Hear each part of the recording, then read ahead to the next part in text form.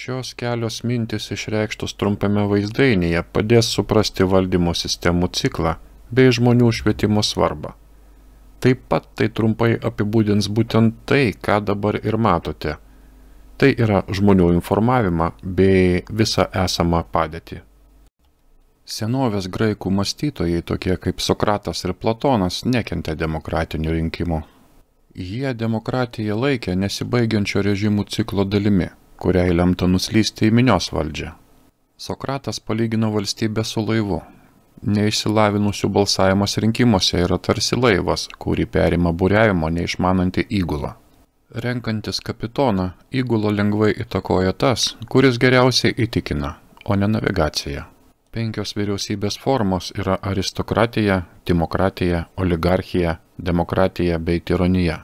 Sokratas manė, kad balsavimas yra įgūdis, kurio reikia išmokti. 5 Platono valdymo formose demokratija yra tik aukščiau už tironiją, kurią ji neišvengiamai taps. Kodėlgi? Sistemos, kurios maksimaliai padidina laisvę ir lygybę, verčia mus siekti savanaudiškų malonumų, o ne bendro gėrio. Kai balsuojama ne pagal tai, kas gera, o dėl to, ko trokšta masės, atsiranda demagogų. Kaip ir laivas, jis su geriausia retorika laimi žaisdamas savanaudiškais interesais ir emocijomis, o ne protu. Pradėjęs vadovauti, jis sukuria priklausomybės sistemą. Jis nuolat kursto kokį nors karą, kad žmonėms prireiktų lyderio. Taigi Platonas manė, kad ideali sistema yra aristokratija. Balsavimas turėtų būti profesija, kaip ir bet kuri kita. Ir dalyvauti turėtų tik tie, kurie turi patirties. Tie, kurie išmano gėrį, filosofai turėtų valdyti. Tačiau Platonas pripažino, kad tai taip pat yra pasmerkta žlugti. Kai aristokratų valdovai nebėra motyvuojami vien proto, o pirmenybę teikia visuomenės pritarimui, viskas ir vėl griūna. Po 200 metų vyras, vardu Polibijus, pasiūlė puikų sprendimą.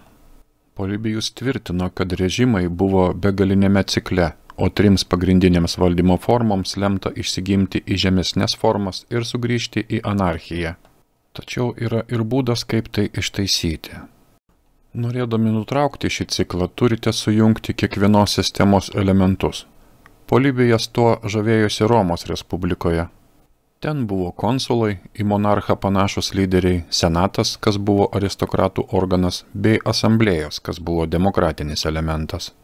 Šią valdžių atskirimo idėją sukūrė Montesquieu ir galiausiai ją atvedė į Amerikos sistemą, kurią sukūrė tėvai įkūrėjai.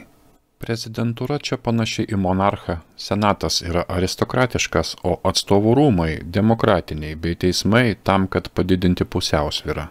Čia nėra tikro aristokratiško elemento pagal gimimą ar turtą, tačiau senatoriai tam tikra prasme yra aristokratiški. Jie turi ilgesnės kadencijas nei atstovai, atstovauja valstybėms, o ne populiacijoms ir iš pradžių juos pasirinko valstijų įstatymų leidėjai, o ne visuomenė. Tai buvo iki 1913 metų. Grįžtant prie Sokratų, jo susirūpinimas buvo, kad paprastų žmonių rankose demokratija yra nesaugi. Tačiau vietoj privilegijuotos balsavimo klasės jis norėjo, kad visi mąstytų pakankamai racionaliai, tam, kad taptų verti dalyvauti.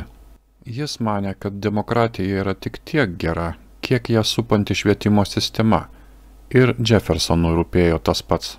Jis pasakė, jei tauta tikisi būti nemokšiška ir laisva civilizacijos būsenoje, ji tikisi to, ko niekada nebuvo ir nebus.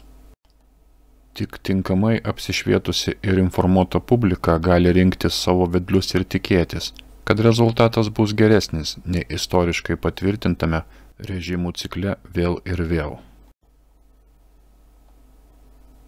Paruošta pagal kultūros kritiko medžiagą.